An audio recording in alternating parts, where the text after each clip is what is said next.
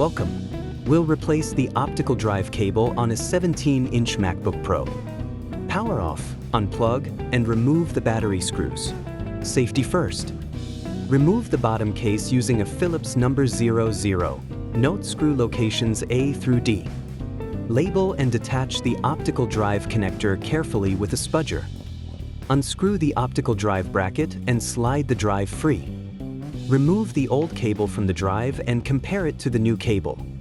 Route the new cable along the same channel, aligning the keyed connector. Seat the connector firmly until it clicks. Avoid bending the ribbon. Reinstall the optical drive. Secure the bracket with screws. Torque tip 0.5 Newton-meter.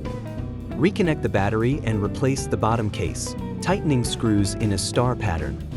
Power on and perform a drive test. Insert a disk and verify spin and recognition.